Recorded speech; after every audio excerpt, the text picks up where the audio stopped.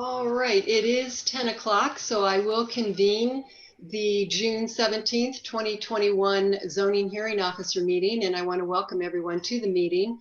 My name's Lisa Grote, and I'm the Zoning Hearing Officer for San Mateo County. And we do start each meeting with the Pledge of Allegiance, and so we will have a background of the flag, and if you can join us in the pledge, we'd appreciate it. Thanks.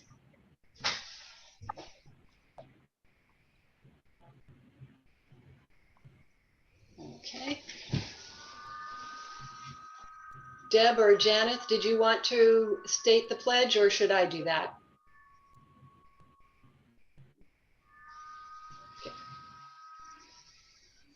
Go ahead, Lisa. Okay. I pledge allegiance to the flag of the United States of America and to the republic for which it stands, one nation, under God, indivisible, with liberty and justice for all. Thank you. Okay, thank you all very much. We do have an opportunity for oral communications, and so I will ask Janet if you can read the instructions on how anyone can indicate if they'd like to speak under oral communications. And this is the part of the agenda for comments that are related to items not on the agenda. So if you wanted to speak to one of the two items on the agenda, we'll wait till that item comes up. So this will be for items not on the agenda. Perfect. Thank you so much, Lisa. For those attending the meeting on the Zoom video conference, we will use the raised hand feature in order to organize any public comments. During the general public comment period and for those items on the regular agenda, I will ask those members of the public who wish to comment to click the raised hand feature to raise your hand and for your desire to speak on the item. For those joining by phone, please press *9 to indicate your desire to speak. Please note that members of the public must wait for my prompt in connection with each agenda item before using the raised hand function. For example, do not raise your hand for an item that's the beginning of the meeting if you want to speak on an item that's later in the meeting. So right now, like Lisa mentioned, this is for items not on the agenda, and I did not receive any verbal or any written comment for this item, but there's also no hands raised for this item, Lisa. Okay, great. Thank you, Janet. So with that, then I will move into the regular agenda, and item 1 on that agenda is owners Steve and Judy Wilson. The applicant is John Merritt, American Tower. The file number is PLN 2007-00137. The location is 335 Sears Ranch Road in La Honda, and the assessor's parcel numbers are 083-361-070 and 083-361-090. And Laura Richstone is the project planner, and she's going to start with a staff report and recommendation. Laura, thanks. Oh, yes. I don't know what happened. Sorry, I'm trying to get my video up. Oh, it's working. It is. Yeah, okay. I can see it. It is showing, yes, there. That's showing okay. One slide at a time. Great. Excellent. Thank you. Good morning. My name is Laura Richstone. I'm the project planner for this application. And as briefly touched upon, the applicant is proposing to continue the operation of a co-located macro cellular facility that consists of an 80-foot monopine, 15 panel antennas operated by Verizon Wireless and T-Mobile, a 240 square foot equipment shelter, 3 GPS antennas, an existing 210 gallon emergency diesel generator that serves the existing Verizon Wireless facility. And the applicant is also proposing an additional 466 gallon emergency diesel generator and concrete pad for the T-Mobile equipment on site. And the second generator would be located within the fenced equipment area where that gravel is shown to the right. And no trees would be required for removal to install the generator. So the project is located off of Sears Ranch Road, which is just adjacent to Highway 84, and it's adjacent to the La Honda Open Space Preserve. And as you can see from the picture, the project site is at the end of that orange line, and it's screened from the roadway by a band of trees.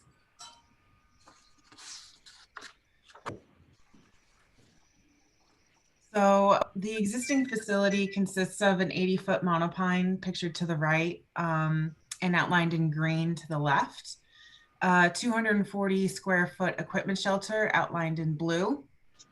A 210 gallon emergency diesel generator outlined in orange. And that, as I said, generator is for the Verizon equipment on site. And then the project proposal includes the addition of a 466 gallon emergency diesel generator, and that is outlined in purple on the right. And this generator is proposed to support the T-Mobile equipment on site. And then, as I said, from the site plans and the pictures that you'll be seeing in the next slides, the second generator would be located within the fenced lease area of the tower and would not expand the footprint of the cellular facility.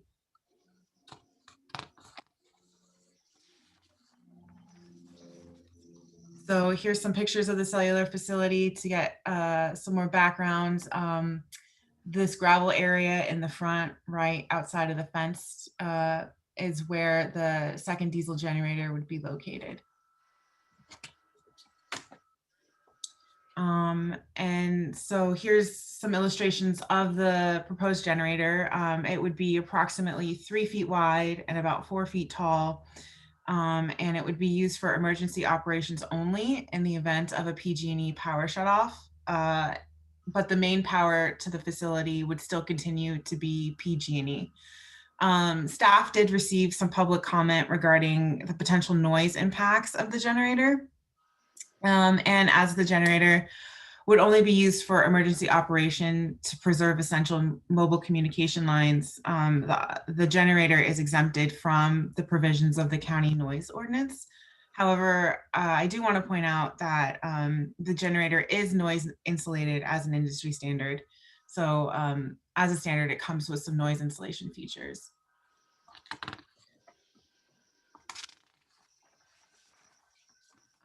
So a little more on the conformance of the project with the regulations. The project is located in the La Honda Road Scenic Corridor and adheres to the visual policies of the general plan.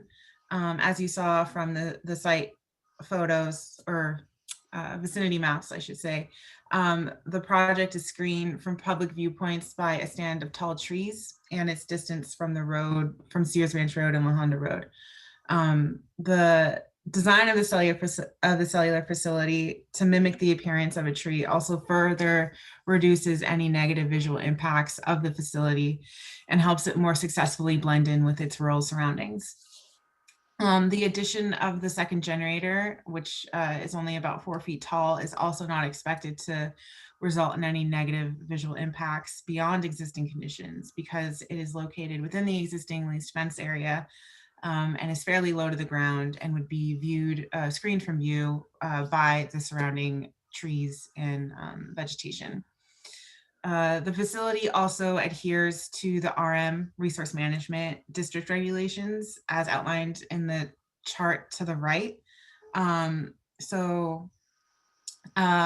Though you can see that the facility exceeds the district height limits section because it's 83 feet where 36 feet is the maximum, a specific section of the zoning regulations, section 6405, provides relief from these maximum height regulations for wireless facilities, provided that the facility doesn't exceed 150 feet in height and does not have a base area greater than 1,600 feet. This existing facility meets those requirements. It's 83 feet and has a base area of about 1,500 feet. So it is afforded a height greater than the 36 foot height limit set by the district. And then just quickly, the project also adheres to the provisions of the wireless telecommunication ordinance. It has been designed to reduce visual impacts. It adheres to the FCC's regulations regarding public exposure to RF emissions, and it provides existing and potential co-location opportunities for future carriers. Regarding the environmental impact of the existing project and the addition of a second generator, staff found that the project is categorically exempt from the California Environmental Quality Act, pursuant to section 15303, class 3, related to the construction of new small structures, i.e. the generator. And staff recommends that the zoning hearing officer approve the use permit renewal and amendment and resource management permit, county file number PLN 2007-00137, by making the required findings and adopting the recommended conditions of approval listed in attachment A of the staff report. And this concludes my presentation, and I'm available for any questions or clarifications you may have. Thank you. Thank you, Laura. Is there anyone who would like to speak to this item? Maybe Janeth, you could read those directions just briefly again so we can remind people how to let you know if someone wants to speak. Yes, of course. Thank you. So once again, to raise and unraise your hand if for calling by phone, please press *9 if you wish to speak. And let me just double check. And I do see one person with their hands up. That person is calling from a number ending in 0123. And so I'm going to go. Thank you so much. I'm going to go ahead and send you the invite. Please accept this invitation, unmute your microphone and begin speaking. Hold on one second. Can you hear us? Okay, you can begin. Yeah, go ahead. There you go. Hi. Good morning, Hi. folks. John Merritt for American Tower. Thank you for getting us on the agenda. In fact, thank you for getting us on first today. And good job, Laura, with your presentation. And Laura, thank you for coming out to the site and meeting. We always feel that's a great help where we can both see it at the same time. We don't really have a lot of comments. We do agree that the facility is quite well stealthed with the artificial pine tree. It's up actually on a hilltop on a cattle farm, quite remote from the road. Interestingly, there's also actually a non-stealth monopole further up the hill. We believe it's owned by the county, but we're glad to stealth ours, and it's really hardly visible from the road at all. Just one minor housekeeping item, please.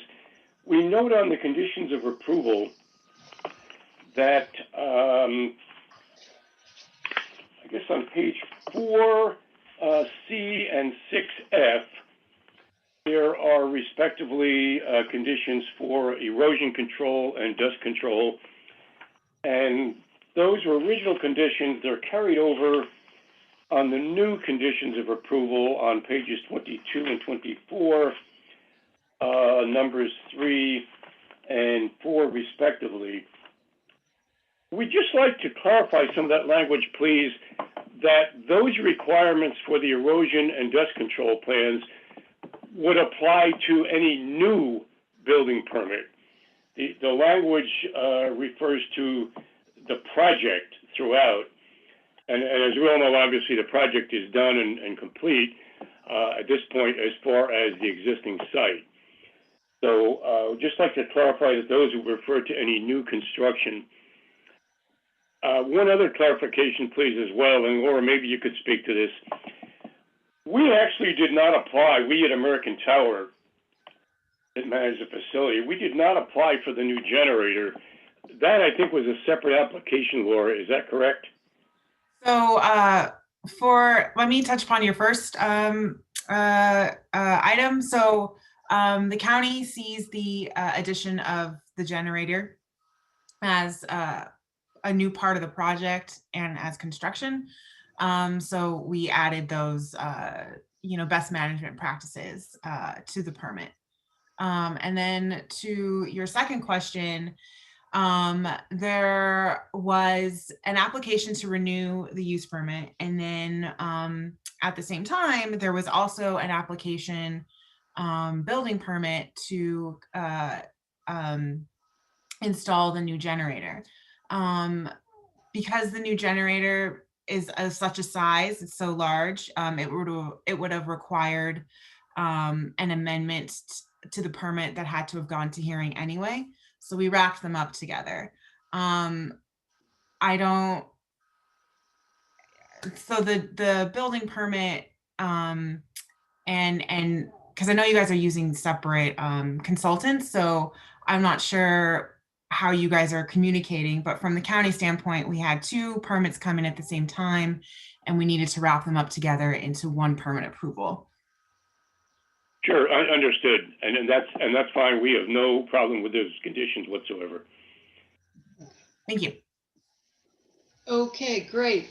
Anything else that you wanted to add to your comments? No, I think their staff report's very complete, and we just ask for your approval to continue to operate the facility for both Verizon and T-Mobile.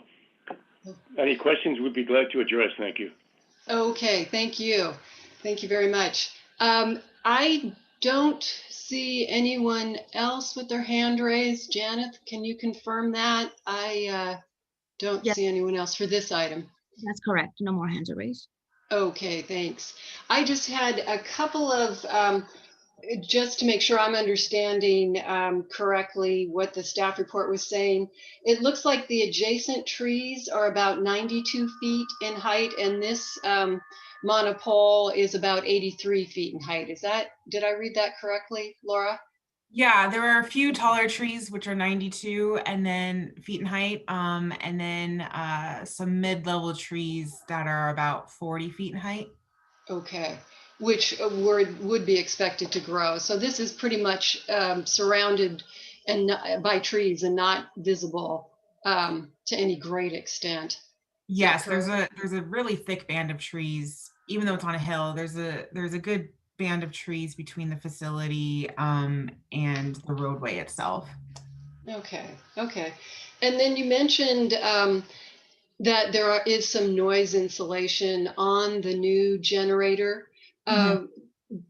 How low does that reduce the decibel level to, or did they give you that information? How much I'm gonna let the applicant comment on that. I'm not sure if it was in the specs, but it's also because it's exempt from the noise ordinance, we didn't take note of it. Okay, and I'm assuming, and maybe the applicant can answer this, you'll have to test it occasionally, so you may, just to make sure it stays in good working order, so you may be running it, I don't know, once a month or on some regular basis. Would that be correct? I don't know if the applicant can unmute himself and just answer that quickly. Yes, be glad to address that. You're absolutely right. We do test the generators to make sure they're operable in case they're needed. Okay. Typically, they can be programmed to self-activate for about 10 minutes, or we can set any amount of time. It's kind of become, I guess you might say, a tradition in the industry that we test them for 10 minutes, usually about 10 o'clock a.m. on a Tuesday. I'm not even sure why that is. That can be changed at will, I think even remotely. But yes, we do test them to make sure that they are operable. And this particular site is really, I don't have the exact dimensions in front of me, but it's well over 1,000 feet from the nearest residence, which is actually the owner's residence. Okay. So the noise factor is really minimal to negligible. Okay. Okay. Great. I just wanted to make sure I was reading that correctly. Thanks. Thanks. Thank you. Very insightful question. We do test them to make sure they're ready. Okay. Great. Great. Okay. Well, in the event that there are no other speakers, and I'm checking again, I don't see anyone's. I do see someone's hand raised, but I think that was Mr. Merritt, just to answer the previous question. Okay. All right, I am going to go ahead and close the public hearing, and I will be issuing a written approval this afternoon. And in accordance with the findings and conditions in the staff report, there is a 10-day appeal period that would expire on July 1st of this year, July 1st, 2021. And there is a $619 appeal fee should anyone want to appeal this decision. And the appeal does need to be in writing and submitted to the Planning and Building Department. So given no appeal, this approval would become formalized and finalized, and then you can get your building permits after that. So we will close that item and move on to item number 2. Hey, Lisa, really Yes. quickly before you move on, I do see that there is a hand raised for the caller 0123. Not sure if this went up right before you approved it or if there was any comments still for the item you just finished. So, Okay, yeah, let's see if that, I thought that was Mr. Merritt, but let's see if it is somebody else. If caller 0123 would like to unmute him or herself. okay, there you go. Go ahead. Sorry for the confusion. Yes, the 0123 number is mine, John Merritt. And no, we did not have any additional questions. Sorry for the confusion. Perfect. And thank you for your approval. Okay, thank you too. Thank you for the information. All right, with that, we are finished with item number 1, and we will move into item number 2. And I'll just briefly read that into the record. It's owner applicant Rodrigo Lacasia Barrios. The file number is PLN 2020-00448. The location is San Carlos Avenue in El Granada, and the assessor's parcel number is 047105020. And Summer Burleson is the project planner, and Summer is going to start with a staff report and recommendation. Summer. Thank you. Good morning. Give me one moment.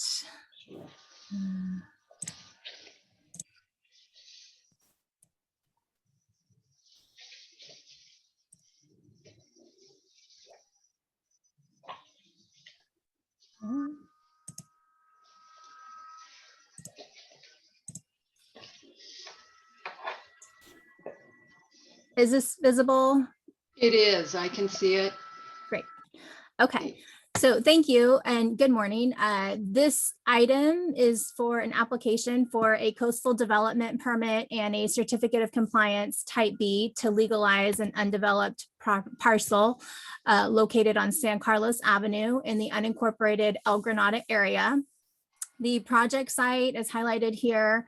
It's a 7,070 square foot parcel. It's located on the south/western side of San Carlos Avenue. It is an undeveloped parcel.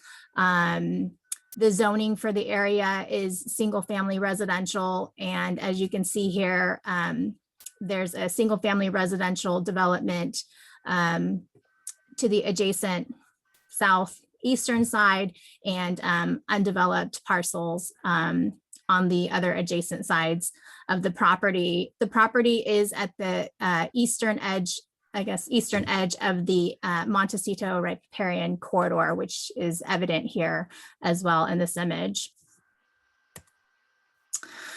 The parcel, as I mentioned, it's 7,070 square feet. It's 50 by about 100, and if you average it, maybe 140 or so square feet in size. It does front San Carlos Avenue here. Staff has reviewed the project, the certificate of compliance application for conformance with the applicable regulations, including the general plan. The general plan land use designation for the property is medium density residential, and at a parcel size of just over 7,000 square feet. The density of the parcel is 6.17 dwelling units per net acre is what it would equate to, which does fit within the medium density residential density range. The local coastal program also designates it as a medium density residential land use designation, and has a similar range, which the parcel does fit within from a density standpoint.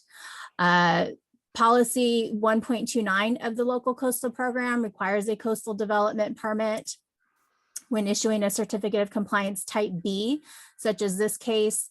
And so a coastal development permit is also being sought under this application. Local coastal program policy 1.30.d allows on undeveloped parcels created prior to Proposition 20 or the Coastal Act of 1976 that a coastal permit shall be issued to legalize a parcel if the configuration of the parcel will not have a substantial adverse impact on coastal resources in conformance with standards of review from the coastal development regulations, and permits to legalize the parcel shall be conditioned to the maximum consistency with LCP or local coastal program, resource protection policies, and a separate coastal development permit subject to all applicable LCP requirements and policies shall be required for any development of the parcel. The application that's before us is for a certificate of compliance. There is no development proposed for this application. Staff has determined that the configuration of the parcel would not have any substantial adverse impacts on coastal resources. There is riparian habitat on the property, and so we have recommended conditions of approval to require that any future development of the parcel does need to obtain all necessary development permits, including but not limited to a coastal development permit, and to comply with all applicable LCP policies at that time. And that would include the sensitive habitats component of the LCP, which prohibits land use or development that would have significant adverse impacts on sensitive habitat areas. And the LCP establishes buffer zones from limits of riparian vegetation and also establishes permitted uses within buffer zones and performance standards. As I mentioned, specifically condition of approval number 4 included in attachment A of the staff report is included to confirm that any future development on the property would be subject to comply with the local coastal program, CEQA, as well as zoning regulations. And again, that does include, but is not limited to, the sensitive habitats component.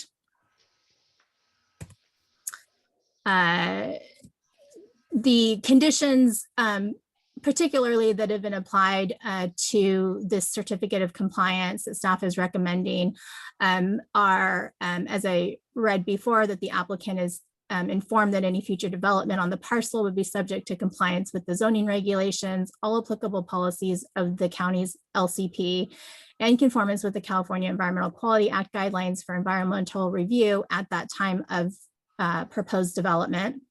And that condition number 5 states that future pursuit of development for the property at a minimum would require a current boundary survey, riparian delineation, biological study, drainage report and plans, and stormwater development checklist for review as part of any necessary discretionary permits, and disclosure that the ability to develop the property would also in part require not only as part of obtaining any discretionary permits that adequate services and access to county standards would be provided.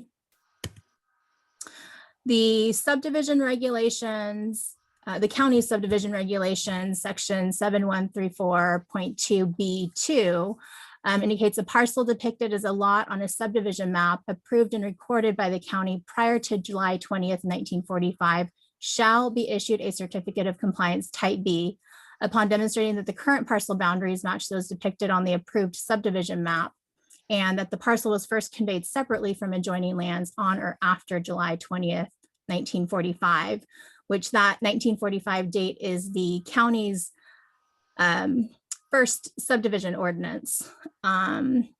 So the parcel was depicted on a subdivision map that was approved and recorded prior to July 20th, 1945, which I'll show in a minute. The current parcel boundaries do match those depicted on the approved subdivision map from 1908, and that the first known conveyance of the solo parcel from any adjoining lands was on May 4th, 1960, which was supported through the chain of title that's been submitted for the project application. And so here we see the original subdivision map on the left side highlighted here. This is the parcel. It's lot 3 of block 77 of the original recorded plat of subdivision number 5 of El Granada. That was recorded on December 7th, 1908.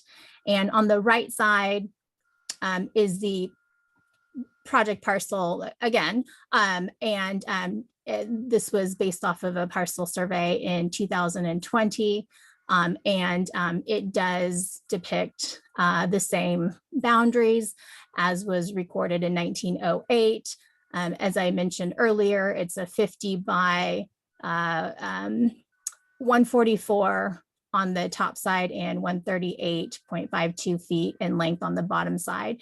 But this is the configuration and dimensions that were originally recorded in that 1908 subdivision map. So no changes have occurred to the boundaries.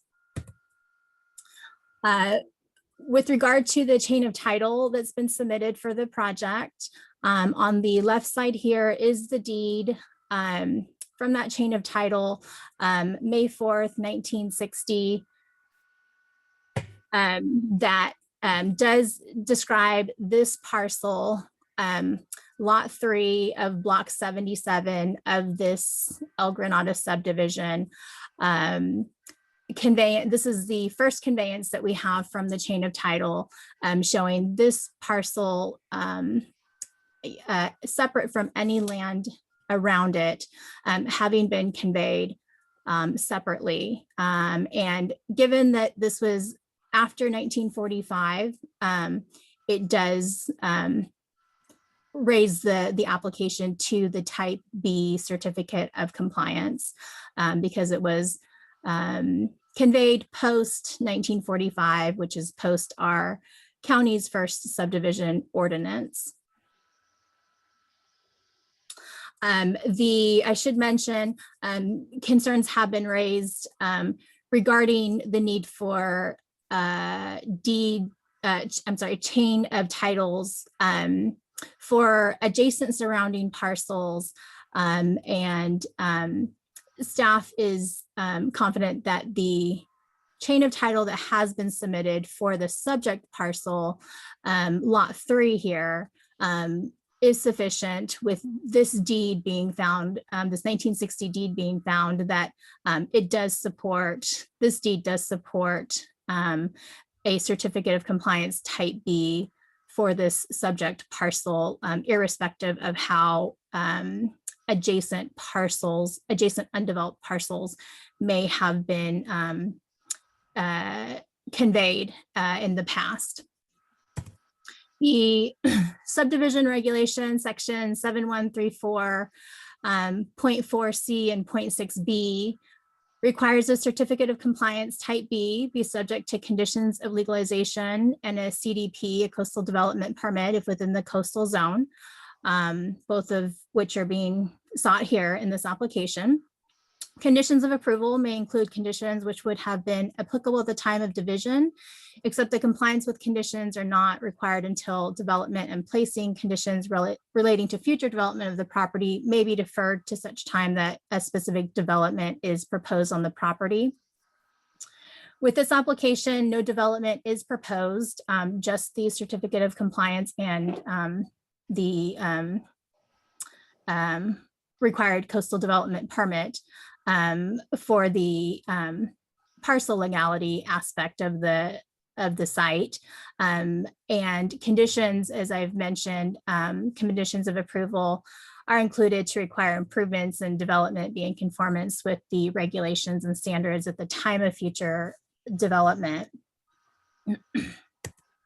And with regards to environmental review for the subject certificate of compliance application, the project is categorically exempt from the California Environmental Quality Act pursuant to section 15.3.15 class 15 for its similarity to minor land divisions in urbanized areas zoned for residential use. When the division is in conformance with the general plan and zoning, no variances are required, and all services and access to the parcels are available, and that the parcel has an average slope of no more than 20%, which staff did do a slope analysis on the parcel, and the average slope of the parcel is 19%.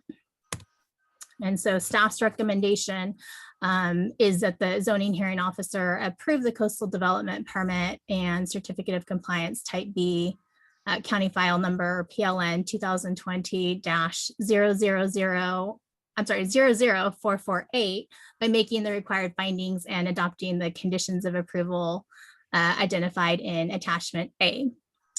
So that completes staff's presentation, and I'm available for any questions. Okay, thank you very much, Summer. I did want to note before we get into public comment that I did receive, and thank you for forwarding these on to me, Summer Yes. and Deb. We did receive 2 written comments, one from Green Foothills, and then also from the Sierra Club, the Loma Prieta chapter. So, and those, I do believe there are people here who would like to speak to those letters that we received. Before we get into that, is the applicant in attendance or his or her representative, and would they like to add anything, any comments? I'm looking to see, I'm not sure. Okay. I do see 2 people's hands raised. I don't know if either one of them is the applicant. I don't believe that Lenny Roberts is the applicant or Richard Klein.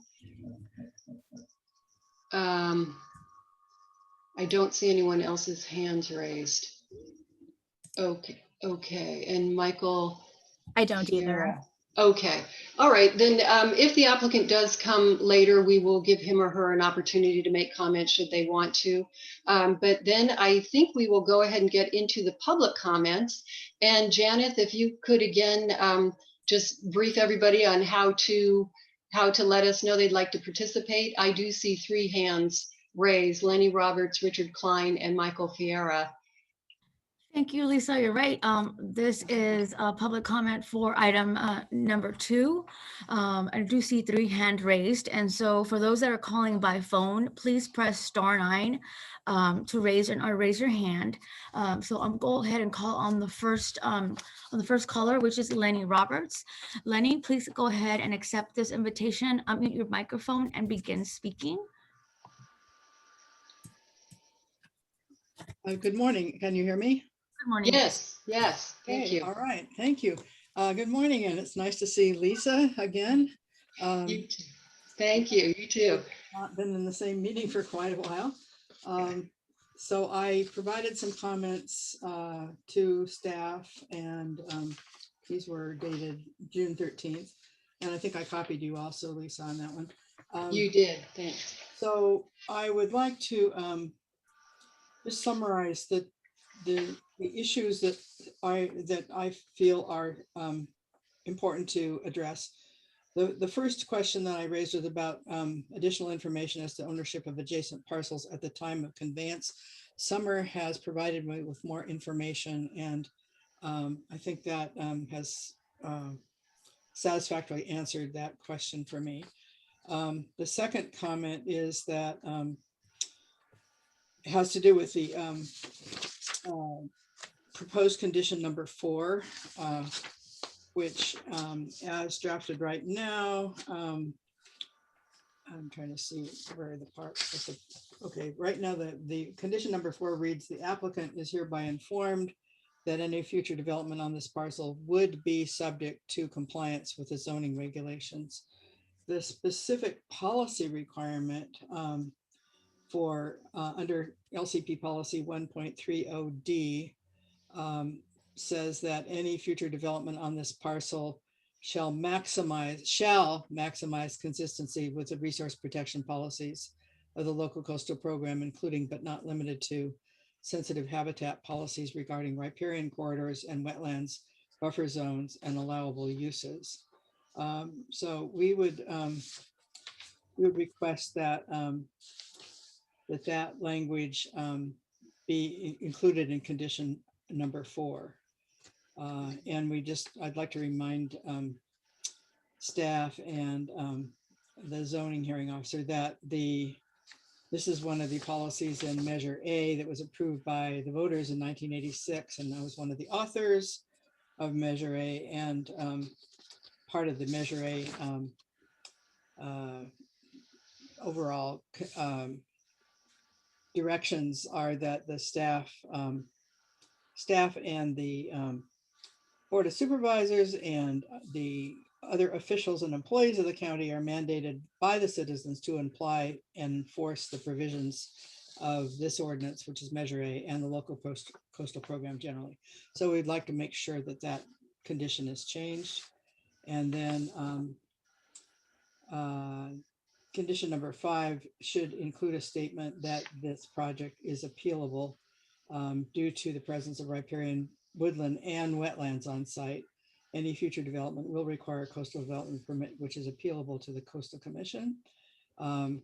That's based on the fact that the Arroyo Willow woodland, which has been documented several times, and specifically in the Tom Mahoney report of Albion Environmental in his October 15th, 2000 report on this project, on this property. He describes riparian woodland is part of the Arroyo Willow series. And it occurs along the western half of the project area. The riparian area is structurally mature and forms an intact canopy extending from the project area down to the unnamed drainage channel to the west. Arroyo willow it's the dominant canopy species with occasional Monterey pine. Mr. Mahoney then describes also the understory vegetation in this area that includes other native species, including spreading rush, Juncus patens, facultative wetland species, and slough sedge, Carex obnuta, and obligate wetland indicator species. So these additional plants, support even more strongly the fact that this particular willow woodland is also a wetland. So in this case, for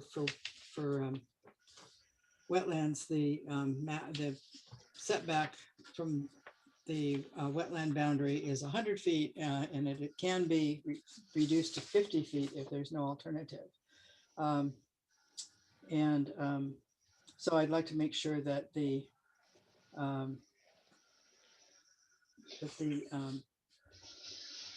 condition number 5 includes a statement regarding appealability of the project, because this also makes the project appealable as the adjacency to the wetland. Thank you. Thank you very much. And we will have a chance to circle back once we get all the public comment and go into each of those comments in more detail and have some discussion about it. So thank you very much for your comments. Thank you, Lenny. Go ahead and call on our next speaker, who's Richard Klein, followed by Michael Ferreira. So Mr. Klein, please accept this invitation, unmute your microphone and begin speaking.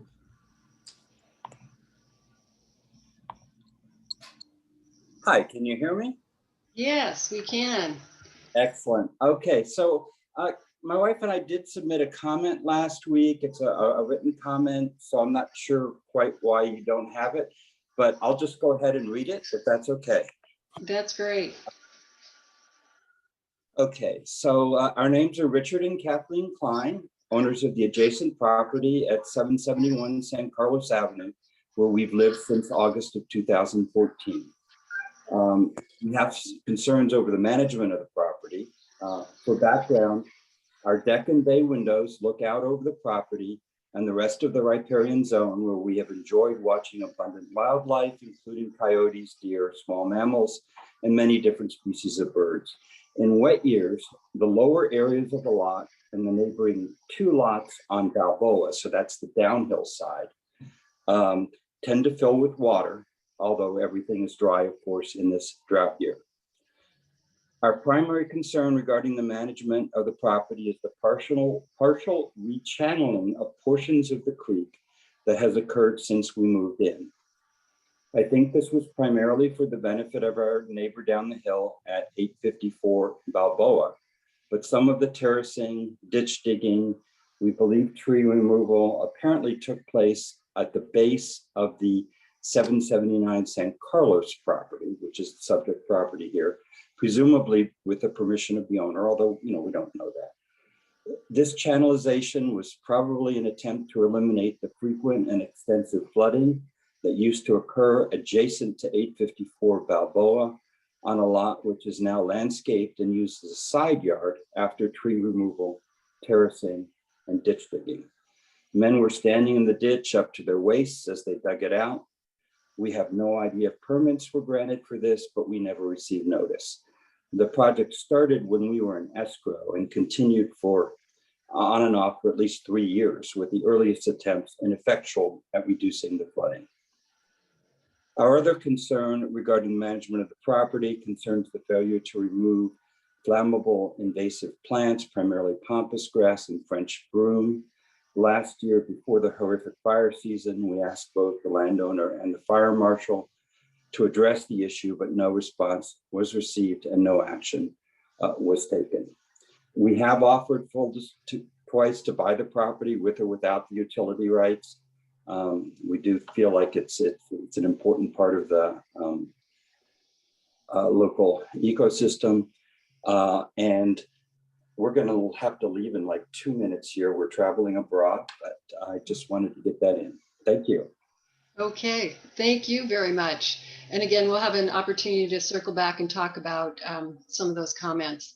Okay, Janet. Hi, thank you. We next have Michael Ferreira, followed by Susanna Van Beschuin. And I know I messed that last name up, but so we'll go ahead and call on Michael first. Michael, please take this invitation, unmute your microphone and begin speaking.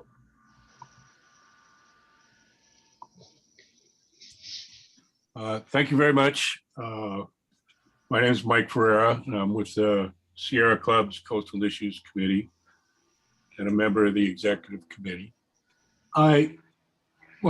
One big concern here with this action is what the impact on the environment is going to be. And it's not exactly just the creation of a lot or something that necessarily could be fixed with a coastal development permit, because what could conceivably happen here is we could be creating an entitlement, whereas as it exists, there's almost no entitlement. And this entitlement would be to a takings analysis that would involve the Sudom decision that would allow the environment to be considerably reduced in order to allow an investment-backed expectation of development. So this step is big, and that's one of the reasons why we referred to permitted uses, because this isn't just a mapping issue, it's an entitlement issue that would be detrimental to the environment being the willows, the historic reach of the willows, and the buffer zones. And with that, I'll just like to say that I appreciate a lot of the work that the staff has done here, but I really do think that there are issues at play that go beyond that which have been discussed. Thank you. Okay, thank you very much. And then the next speaker. Thank you, Lisa. Next speaker is Susanna, followed by Raina. Susanna, please accept this invitation, unmute your microphone and begin speaking.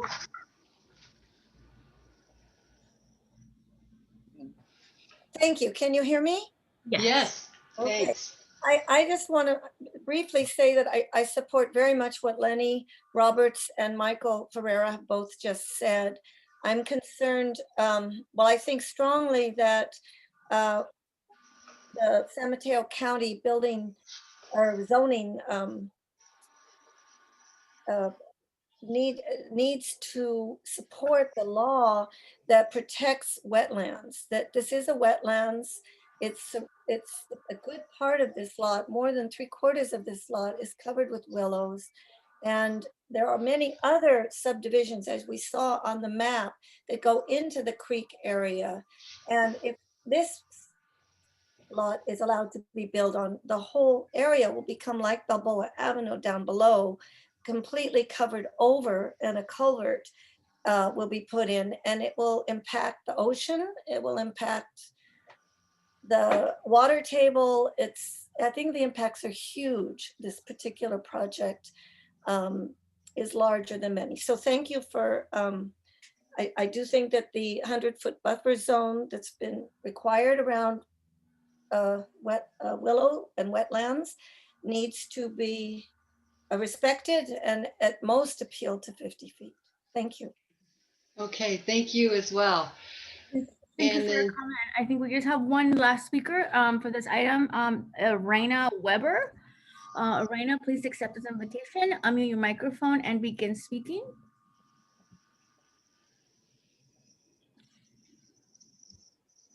Can you hear us?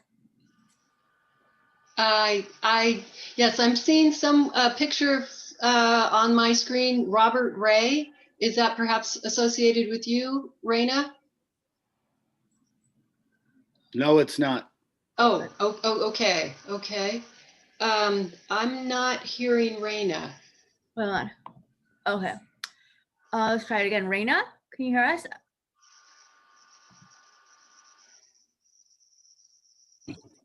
Oh, hi there. Can you hear us? This is Raina Weber and Justin Lang. Yes, go ahead. Yes, thank you.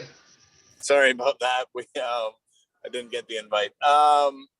So we live at 755 San Carlos Avenue on the same street. And we just wanted to, as we were listening to the commentary, sort of speak in support of frankly, all the speakers so far. From our perspective, at least, that lot is pretty clearly located in riparian habitat. All one has to do is sort of walk down the street and take a look, and I think it becomes pretty obvious. We also worry about the precedent-setting nature, not only for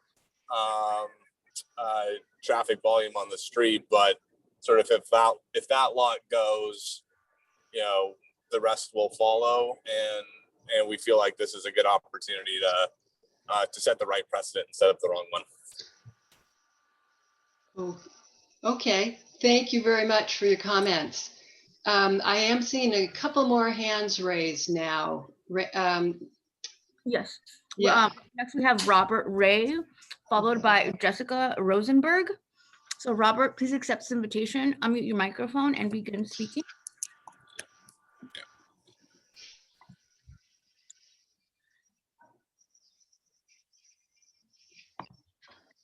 Robert?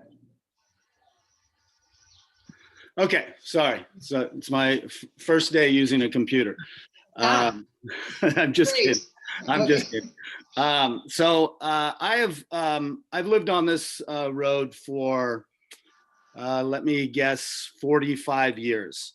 So I've gone through obviously some of the changes and some of the new housings and the things that have gone on here. And one thing that has remained the same over those 45 years is that riparian grove was a unbuildable area. In fact, my dad at one time owned that specific lot. And I don't know if he sold it to who owns it now or not. But when he did sell it, he sold it to the person with the knowledge that it was an unbuildable lot. I have been through many of these meetings. My dad went through many of these meetings to see if it was buildable. And, it's always been shot down, and it's always It's always been just known that that's what that area was. And it's kind of sad that we have to continue to go through this process for something as valuable as what is at the end of that road.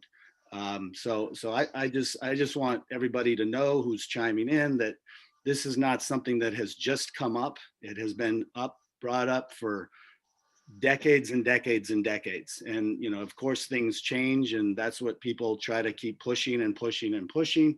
But this is a sad situation that people continue to try to push this situation. The other fact that I know has to do with, you know, the building permits and things like that is that the end of that road is not a normal end of the road. It is almost like a straight road that just ends. And trying to get more cars down there to turn around, a fire truck to turn around, an ambulance to turn around. There's just so much difficulty in that situation down there that, you know, I support all the other people that have been saying these things. And like I've said, I've heard them over and over and over and over again for decades and decades and decades.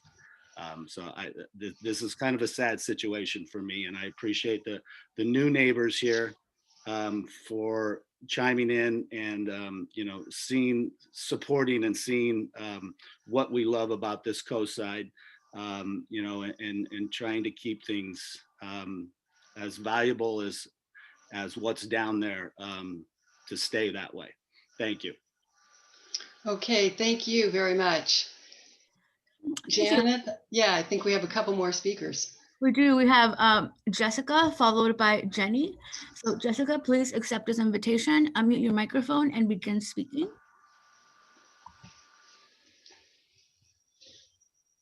Hi there, this is Jessica. Can you hear me? Yes, we can. Thanks. Fantastic. I will keep my comment short and sweet. I just want to echo my neighbor's sentiments. I am also a homeowner and a neighbor on San Carlos Avenue at 763 San Carlos Avenue. I'd like to echo what Rob and Susie, Justin, Raina, Rich, and Kathy have said about our street, and to strongly encourage the riparian corridor to be preserved and to preserve this land. I'd like to be on the public comment as adding my voice to this vocal neighbor community that we really value that land being undeveloped. Thank you very much. Okay, thank you. And I think we have one. We do. Last and not least, we have Jenny. Jenny, please accept the invitation, unmute your microphone and begin speaking.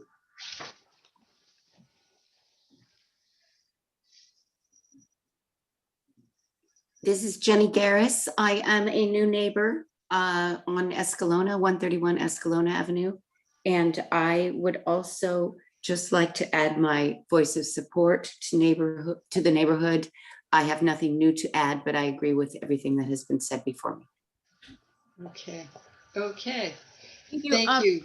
Oh, yeah. Sorry, I do have Susanna with her hand raised again. I believe she spoke earlier during the session, so I'll leave that up to you. Yeah, sure. We can circle back, and I see two. Oh, I guess it is just Susanna's name.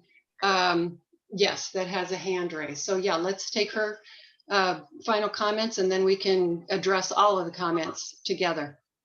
Okay, this is not Susie. This is basically our husband, Rule. Okay.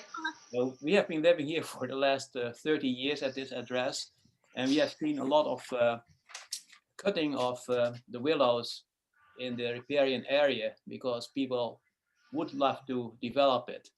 And we had to call the police numerous times to stop the cutting to no avail.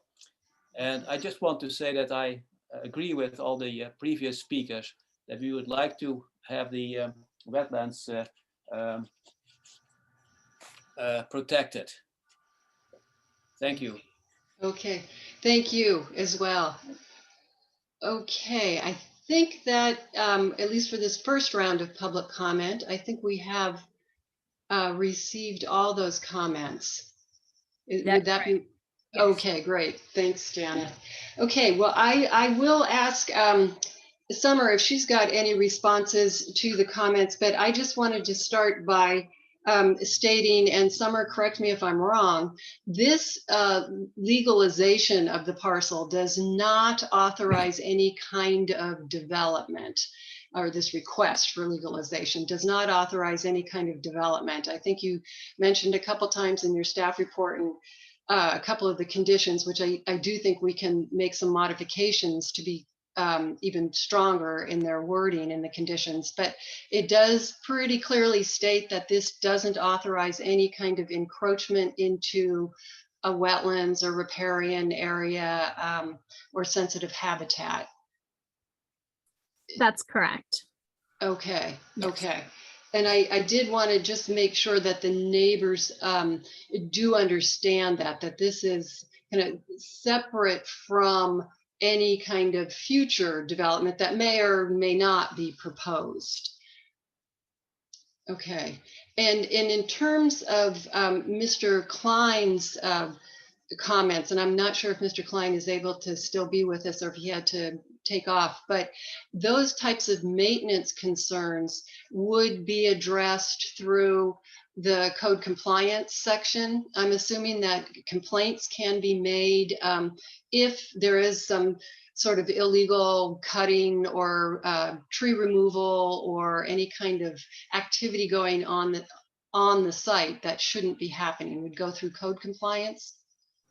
That's correct. And that's at any time, regardless of whether there's a pending application for something on the property or not. Okay. Yeah, and thank you. And can you send, I don't know how to contact code compliance? I can, yes.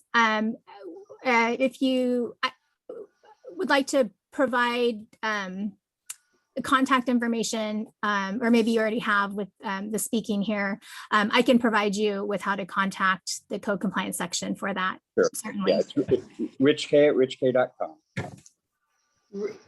Okay, let's just write that down. richk.com. Yeah, richk@richk.com. Oh, okay. richk Thank you. richk.com. Okay. Okay, great, because they can, the code compliance section can go out and do a site investigation and take the appropriate action. Now, okay, great. Now, I think I do see Robert Ray again. Let's take his comment, and then I wanted to talk a little bit about the conditions that I think we can modify. Yes, and I'm sorry to No. you know, keep things going or whatever, but Okay. I appreciate your comment about that. This is clearly not a permit to build, and there's a whole other process to that. But that in itself is kind of what my comment was about, is that this has been going on for decades and decades and decades. And, you know, just right now, we've all been here for an hour going through this process. So putting aside saying that this isn't the planning committee, this isn't the building permit stuff, and this is something else, that just means more work, more things for everybody else that has to do.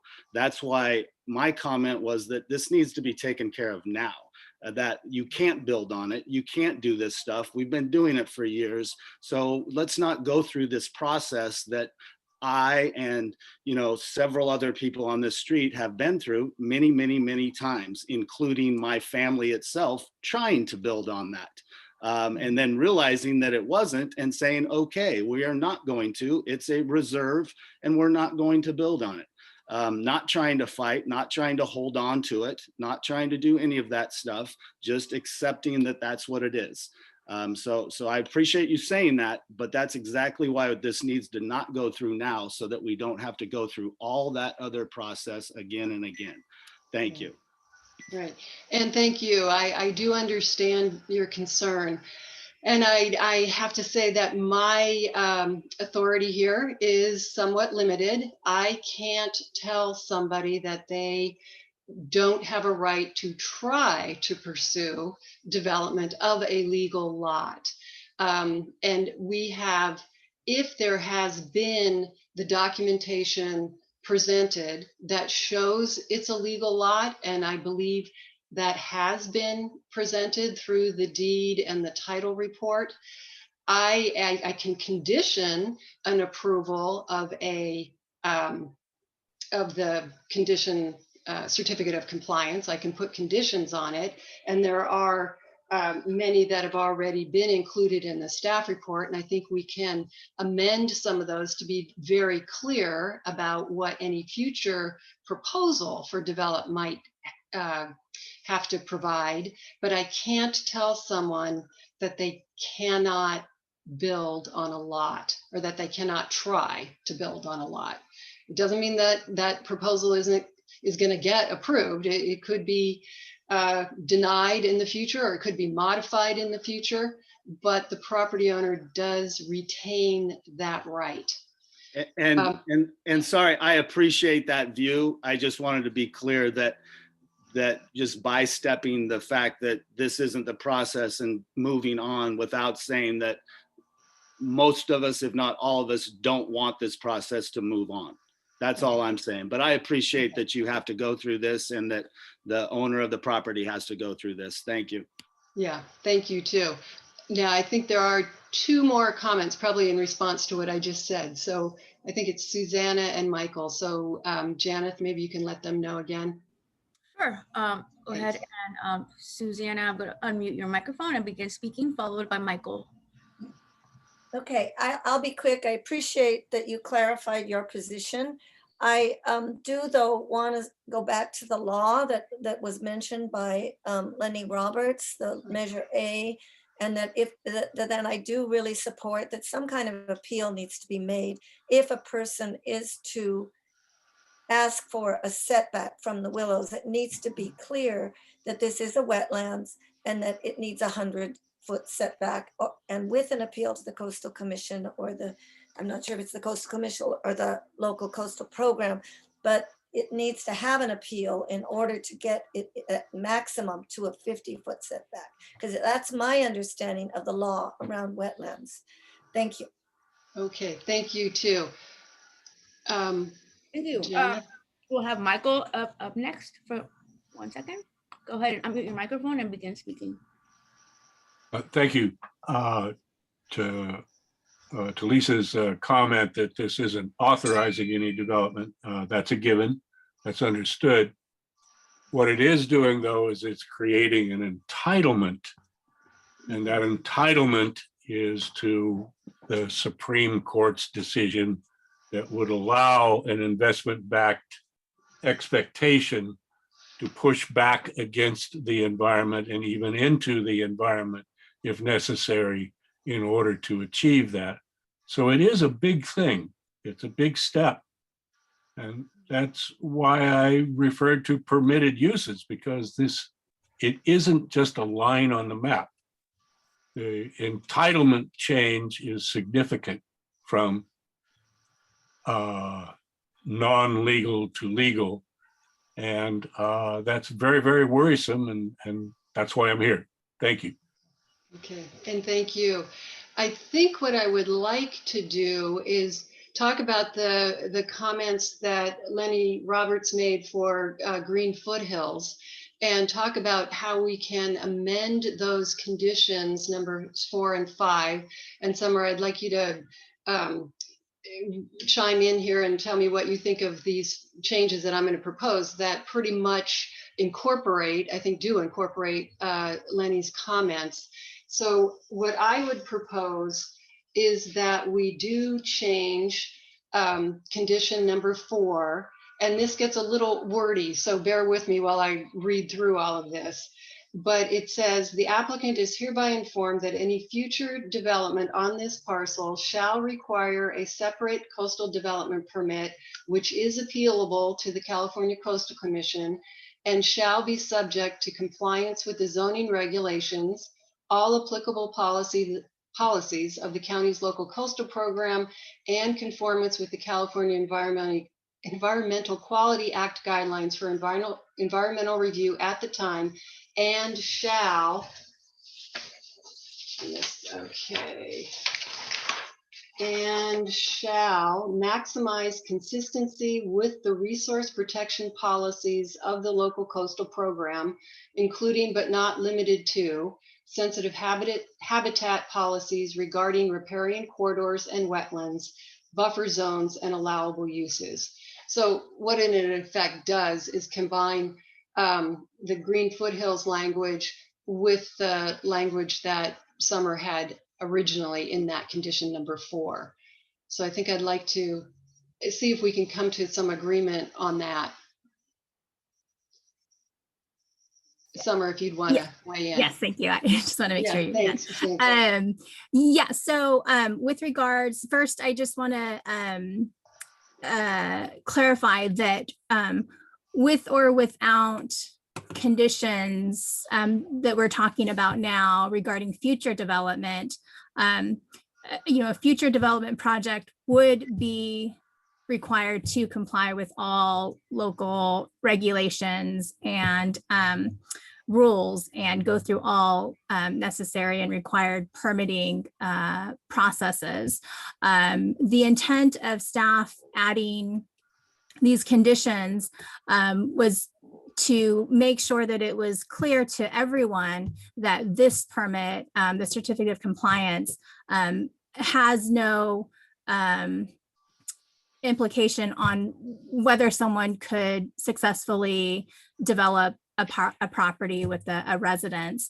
This was meant to clarify that they are separate processes, and a future development project would need to comply with all regulations, regardless of whether we conditioned it in this certificate of compliance or not.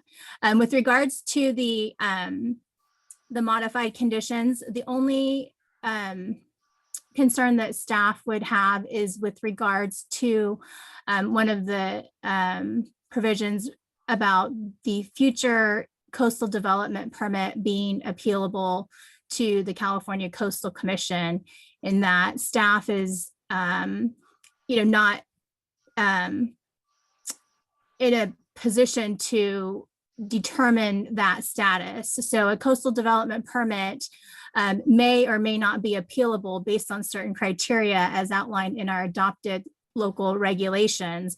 And if a project complies with those criteria, it requires, the CDP to be appealable. If it doesn't meet those thresholds, it's not appealable to the Coastal Commission.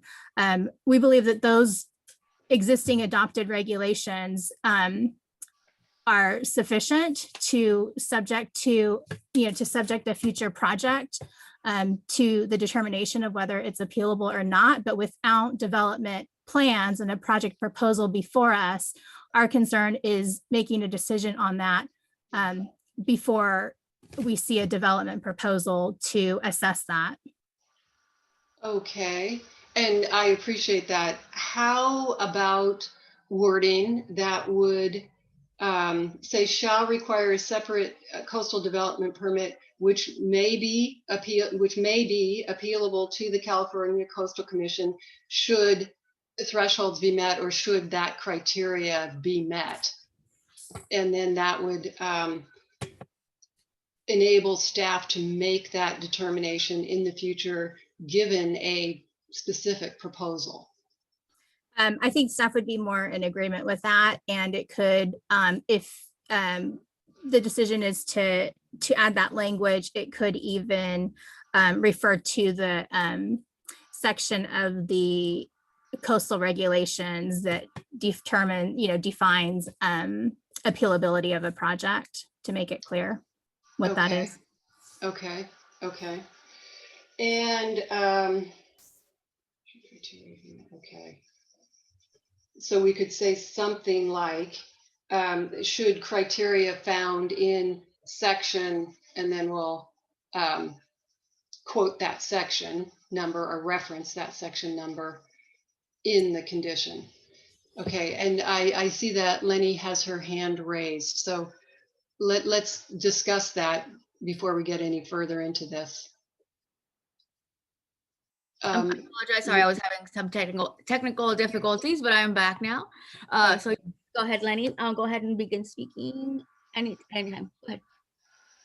Okay, well, I would just, I think there is ample evidence already in this, in the history of this project and the various mapping that has been done of the riparian corridor after it was reduced in size.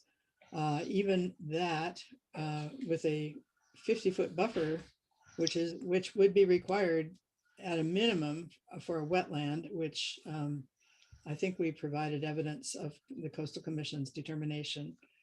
So a 50-foot buffer is going to be the minimum required, and that would make development on the property very, very difficult. So I don't want to set up a false expectation on the part of the property owner that they can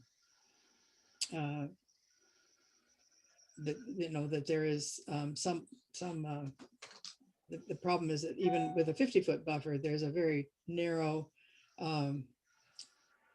area on the southeast side of the property that would be outside that 50-foot buffer. If you look at the map that was attached to the staff report, it does show, I think, a 50-foot buffer on there. If it doesn't, it's the prior maps have shown it.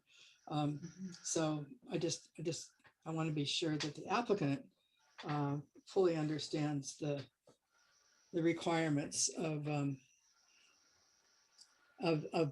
both our LCP policies and the Coastal Act and the Coastal Commission's recent decisions about riparian areas similar to this one. Actually, this one has more wetland indicator species than the prior decision that I was referring to. So I think it's quite clear what the problem is going to be for the applicant.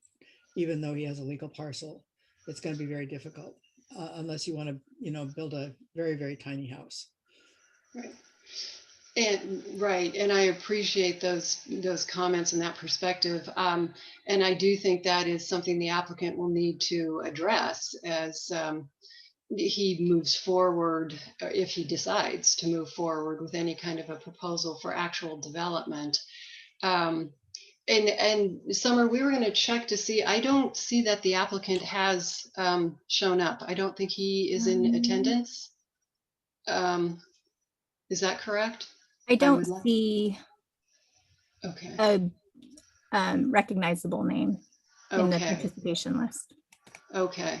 Well, then I'm just going to ask one more time. If the applicant is here, if you could make yourself known, and if you have any comments or responses to these comments, now would be the time to do that. Okay.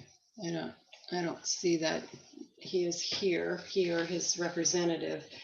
So, and that is unfortunate because I do think he needs to be aware of these conditions. I'm assuming that he has been made aware of these things. He was sent a copy of the staff report. You've probably had conversations with him, Summer, about the limitations and the constraints on the property. He is aware, yes. Okay. And he is aware that this certificate of compliance process does not give him any additional entitlement to a future development. They are separate processes. Correct. Okay. Because I did want to respond to Mike Fiera's comment too about how this somehow grants an entitlement. I don't think that it does. I don't think this changes the entitlements on the property. I think that the policies in the LCP actually allow for parcel legalization and issuance of certificates of compliance, either type A or B.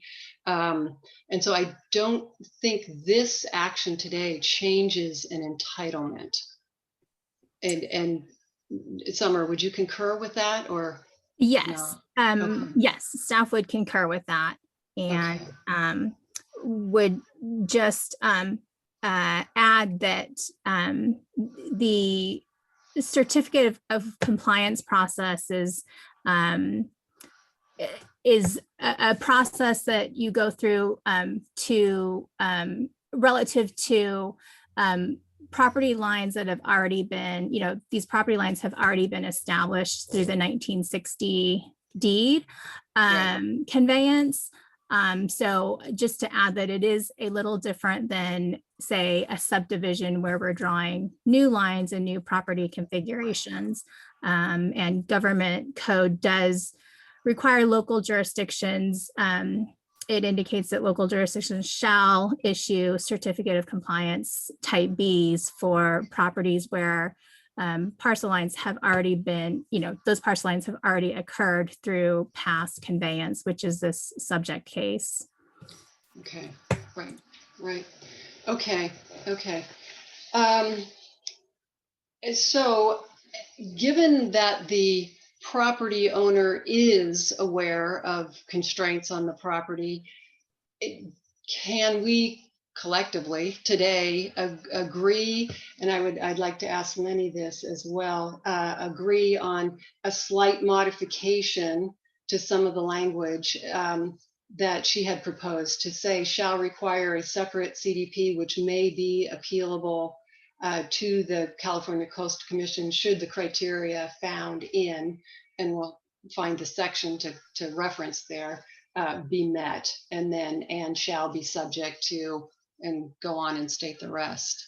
Does that seem like it could be amenable to staff as well as the speakers today? I'll just chime in and that yes, staff would not have objection to that. Okay. And Lenny, how would you respond to that? I know you have concerns that we don't want to set up the owner for some sort of false hope, but I get the feeling he doesn't have false hope. So would you have a response to that?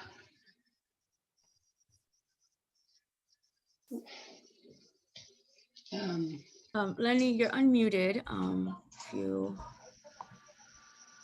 Let's see, let's try it again.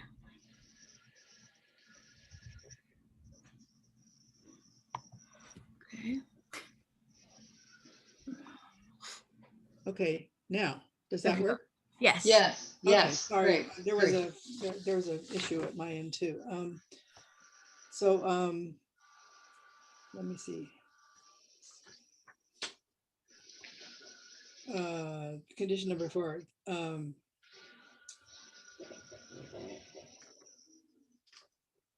My request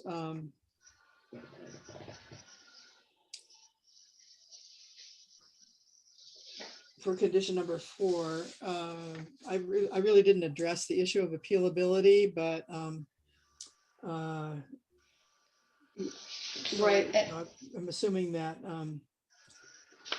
well, it was my assumption that because of the presence of these species that the development actually is going to be appealable, because that was also part of the Coastal Commission's decision, I think, on the dispute resolution on the Hermosa Avenue property. I think you had raised the issue of appealability actually in condition number 5. Oh, but sorry, let me look at that. Okay. Yeah, but what I was proposing is that we put it in actually in condition 4 and 5, just to be crystal clear for the property owner, but reference it now as may be appealable should the criteria in section, and we'll reference that section, be met. So it would actually go into conditions 4 and 5. Yeah, it's pretty conclusive based on the project's characteristics that it is going to be appealable because of the presence of the riparian and wetlands on the property. So you're kind of dumbing down the actual situation. Sorry for the.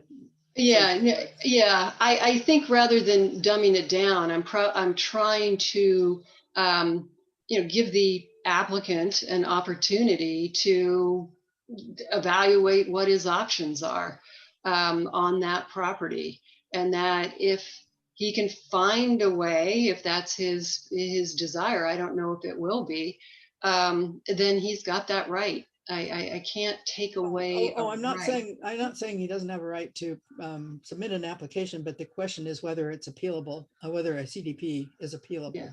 Yeah. I think that was the question from you to me.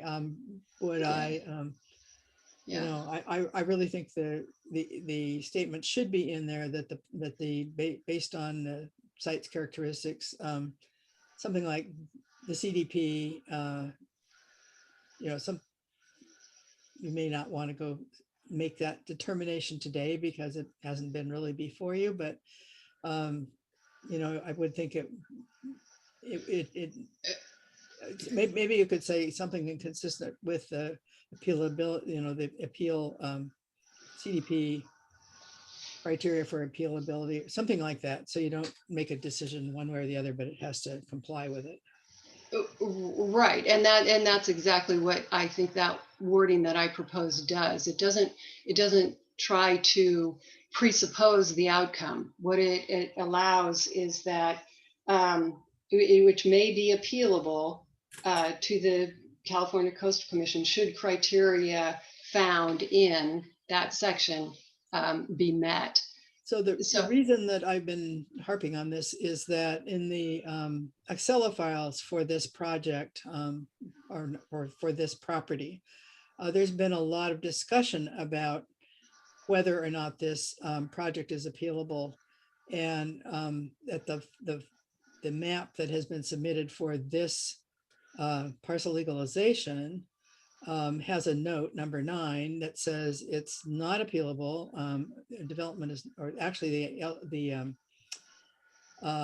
parcel legalization is not appealable because it's 104 feet from the creek, which I think is informally called St. Augustine Creek, as based on not on a survey, but as the biologist did a what is it? GPS sighting on the property. So it's not really a final, I would say it's not, you know, a professional survey determining the distance from the creek. But regardless, the applicant is going to take the position that the property itself is, you know, not, if it was only based on riparian vegetation on the property and the edge of the property is 104 feet from the creek, it would not be appealable. However, because there's also riparian vegetation is also wetland vegetation, you have a different standard and it is appealable. So I just want to be sure that we don't have to have this argument later. Yeah, Summer, correct me if I'm wrong here, but it does say that this project, so this, what we're here today for is appealable to the California Coastal Commission. So that's correct. Yes, yeah. The certificate of compliance type B carries a CDP with it, and that is always appealable to the Coastal Commission. Okay. Okay. So that is known quantity. Correct. Right. It's this future development that we're trying not to presuppose it's going to go one way or the other. Although it's very likely it would be appealable, it's not 100% known. Correct. And that's just to clarify staff's position. Yes, I agree with your statement there, Lisa. The staff's concern with making that determination before an application proposal for the development is that this certificate of compliance, because it is not, you know, giving any review or analysis on a future development proposal, as we've mentioned, that is a completely separate process, and would need to go through a separate process. We have not analyzed under this certificate of compliance the appealability or not of a future project, simply because to us that is a separate process, and this project should not have any implication whether somebody know what that process is. That will be determined under that project proposal. You're going out this afternoon. No, I need to take a break. 1 minute. No, I'm not. Okay, it just wouldn't come up. Okay. I'm okay. My car's outside. Okay. I'll call the guy when I get back. Okay, just leave it in.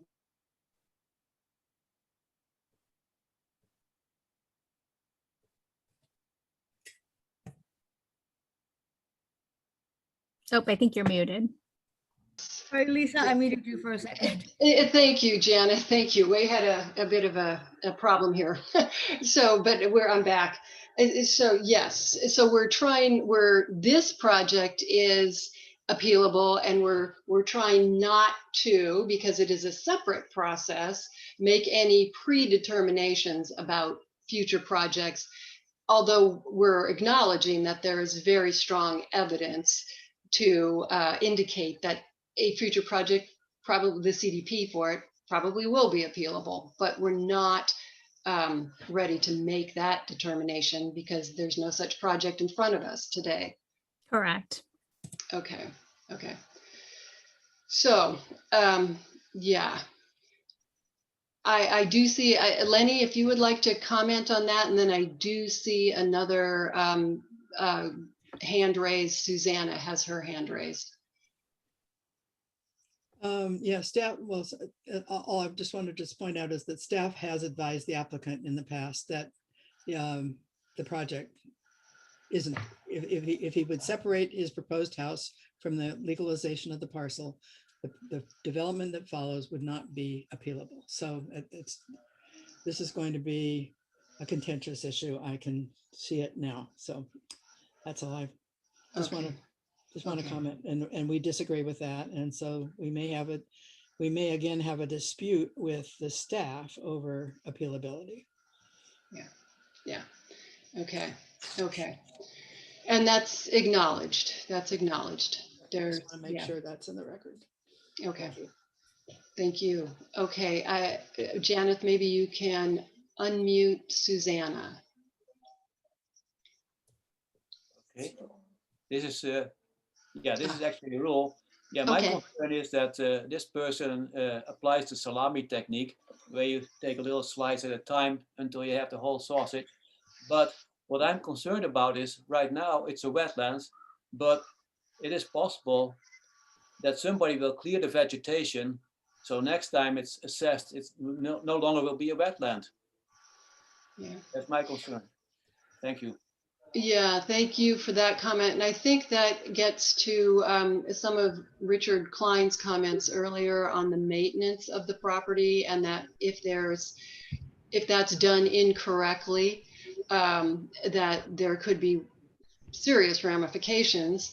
And that's what our code compliance staff is charged with investigating. So should there be that kind of activity and they are informed of it, they can go out and investigate it and stop it if it is occurring illegally.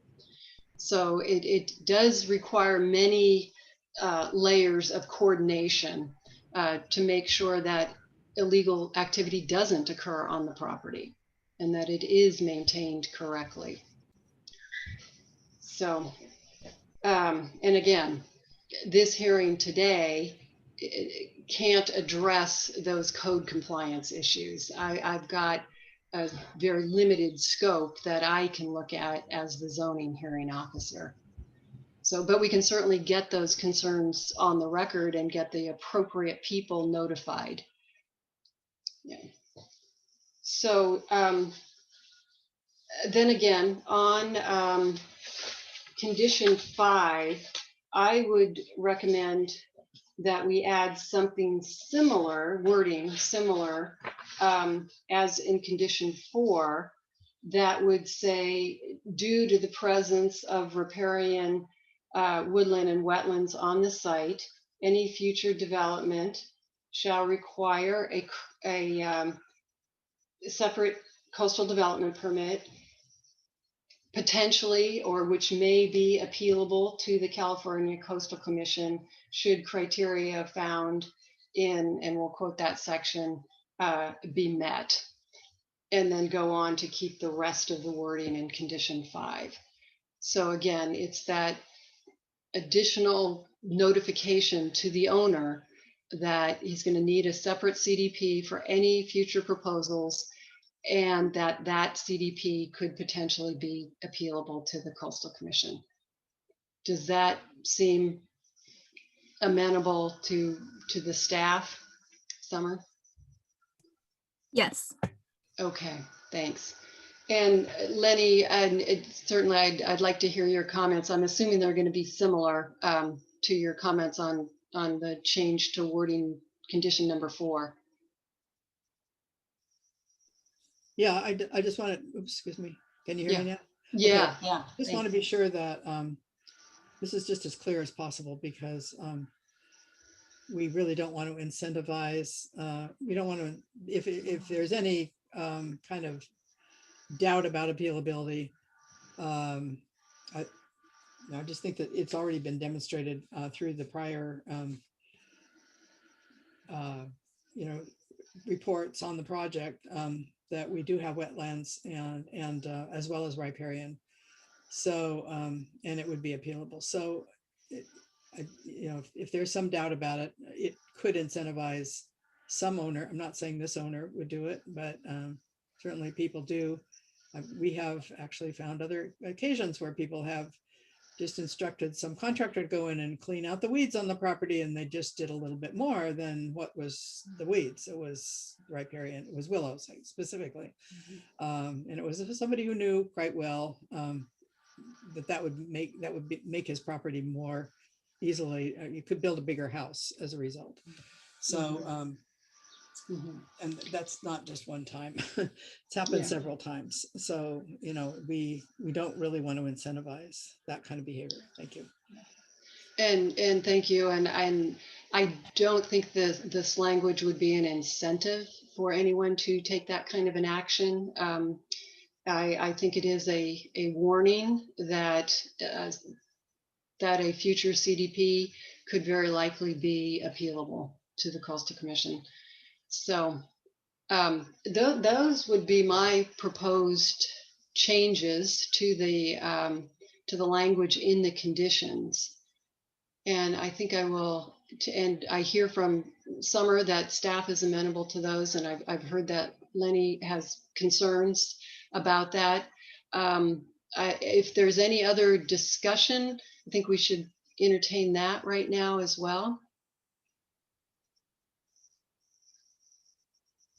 Okay, I'm not seeing anyone raising their hand further. So I do think that I will go ahead and close the public hearing and issue a written approval this afternoon in accordance with the findings and the conditions as modified, as we were talking just now. There is an appeal period.